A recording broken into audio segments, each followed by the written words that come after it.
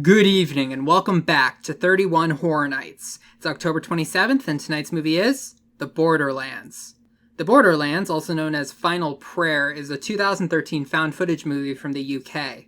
And I have looked through so many online lists from obscure blogs about good found footage movies that I don't want to look for this one, but there was one article that put this at number 1 as the best obscure found footage movie. The plot of The Borderlands is actually quite similar to the plot of The Devil's Doorway from earlier this month, except it's in modern times. There's this church in this little village in somewhere in the UK that apparently has really weird things happening there all the time.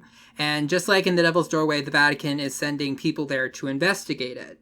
It's modernized, so it's not like 1960 film reel cameras, but it's still like people going there to try to disprove that there's anything bad happening at this church. Except there actually is something bad happening at this church. The trailer was a little vague, but I get the impression that it was built on some sacred pagan ground, and that didn't work out very well. It's also like The Devil's Doorway in the fact that there are underground caves in this movie. This movie looks pretty standard in terms of plots, like the Catholic clergy going to check something out and then things go sideways. But still, this movie looks interesting. I like The Devil's Doorway, so I feel like I'm gonna like this one too. But I'll go watch it and find out. Alright, this movie was okay. It wasn't spectacular, but it was fine. I'm giving it a 7 out of 10. While this movie does have good characters and good acting, it doesn't have a lot in the way of creative horror, at least until the very end, and also has kind of a slow pace. One sort of interesting thing about this movie is that aside from the stationary cameras used to set up not only in the cottage that the main characters are staying at, but also at the church in question, they're also having these little headset cams. They're not on the forehead, they're off to the side a little bit. There aren't really any handheld cameras in this movie, so that actually makes this a little bit more like a POV type of thing. The two main characters are Father Deacon and the cameraman tech specialist Gray.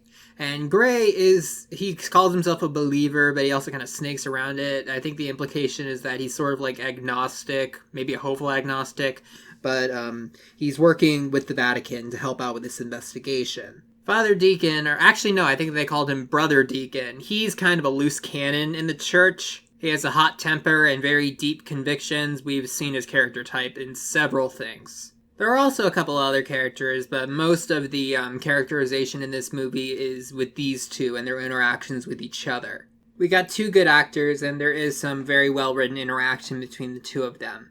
I think one interesting thing about the church in question is that it doesn't look creepy at all. I've seen creepy locations in horror movies, and this really isn't it. Maybe that's meant to make it all the more shocking when you find out what's really going on.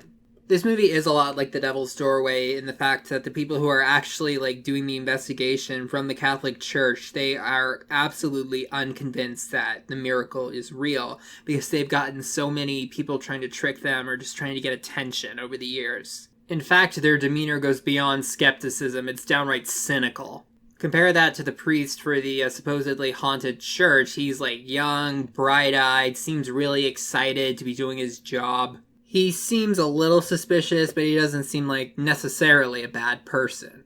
The horror in this movie, I'd say, was one of its weaker parts. It didn't really get really ramped up until the last 10 minutes of the movie. For most of it, it was little subtle things like noises or stuff like that. There wasn't really anything that struck me as being very creative. The movie did attempt a few jump scares to come to mind. The first one didn't get me at all because it was expected. And what's funny is that was one of the things where one of the characters decided to prank the other characters by jumping out and going boo. And it was Gray doing that to Brother Deacon, and Deacon didn't even flinch. The second one actually got me, but I don't know if that means that I should give points to the movie in that case. I feel like this movie definitely had potential. The way that they fleshed out the characters was rather well done. And while there wasn't a lot in the way of good horror in this movie, there were some that were really good. One thing actually did come to mind of Gray was outside the church smoking something, and he was walking by some tombstones, and I guess he wasn't looking at it, but the camera saw that.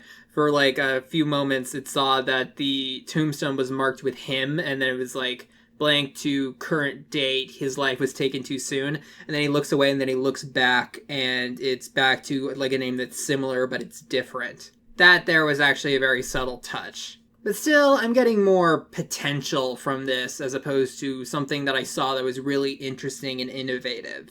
It doesn't really do anything wrong per se, and there are some good parts to it, but I didn't really find this to be much to write home about. It's okay, but if you're looking at this type of movie, I would recommend The Devil's Doorway more than this. Okay, now I want to go into a few spoilers.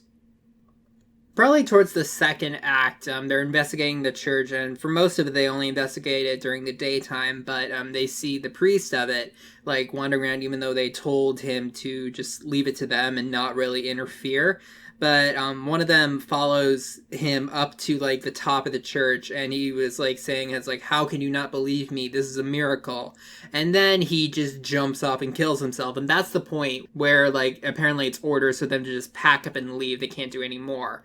But Deacon is unsatisfied with it, and he goes to investigate the church at night, and he finds that behind a bookshelf there's this stairwell that goes down into these slimy old, like, catacombs. And he also finds what looks like the skeleton of a baby. This causes him to call another person in, and they all try to do like an exorcism on the location, but when they try to do it, lights like explode one by one until it's completely dark. Then eventually it's just Deacon and Gray down in the catacombs looking around, and this was actually a really clever thing that they added in this. They were talking about how this was, like, buried, this church was, I think, built on top of, like, a pagan sacred ground where they would sacrifice things to this certain deity. In fact, they discovered in the past that one of the priests of that very church opened up an orphanage nearby just so that he could make sacrifices to that deity. Like, there's, like, a sacrificial altar underneath the church. Then the two are led deeper and deeper until they finally end up at like this really narrow like crawl space tunnel, but it doesn't really look like the rocks. And then I love the way that they did this effect. The tunnel starts like rippling and moving around, and they don't explicitly say this, but that makes it seem like they're in like a giant monster's throat. They try to escape, but it's too late, and they get like covered in acid and basically digested, and that's where the movie ends. I'm not really sure how anybody found this footage, considering what happened, but I guess that's just something you're gonna have to use your suspension of disbelief for. Moments like that made me feel like there's like the potential for something a lot better in this movie, because that was actually a really clever idea and was executed very well. There were also some good character things, but there was a lot of just filler in this movie, honestly. Once again, I feel like The Devil's Doorway did this idea better, though this movie did come first, and it's not bad, it just wasn't great, in my opinion. Alright, we're almost done with this. I'll see you guys tomorrow.